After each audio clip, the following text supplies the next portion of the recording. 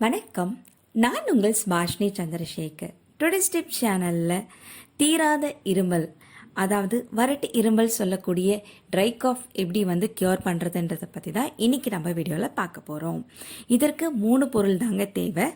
ரொம்ப ஈஸியான பொருள் தான் இது. நம்ம நாட்டு மருந்து கடையிலே கிடைக்கும். அதிமதுரம் பொடி ஒரு 10 கிராம் போதுங்க.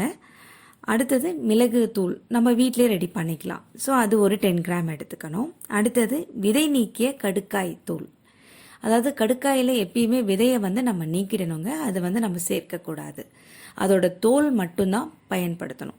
ஸோ கடுக்காயோடைய தோலை பவுட்ரு பண்ணி நாட்டு மருந்து கடையிலே கிடைக்கும் நமக்கு. ஸோ அது ஒரு 10 கிராம் வாங்கிக்கணுங்க. ஸோ இது 3மே நம்ம மிக்ஸ் பண்ணிக்கணும்.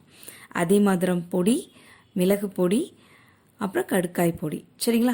இது 3த்தையும் நம்ம 10 கிராம் எடுத்து 3த்தையுமே நம்ம மிக்ஸ் பண்ணி ஒரு பாக்ஸில் போட்டு வச்சுக்கிட்டோன்னா எப்போல்லாம் நம்மளுக்கு இதை மாதிரி வறட்டு இருமல் வருதோ அந்த நேரத்தில் ஒரு 5 கிராம் எடுத்து நம்ம தேனில் குழச்சி, நம்ம உள்ளங்கையில் வச்சு கூட குழச்சி நம்ம நாக்கால் அதை நக்கி சாப்பிடும்போது தான் அந்த சிவ் பண்ணி சாப்பிடுவோம் இல்லைங்களா, தேன் சேர்க்கும்போது. ஸோ அந்த வறட்டு இருமல் படிப்படியாக குறையிறத நம்ம கண் கூட பார்க்கலாம்.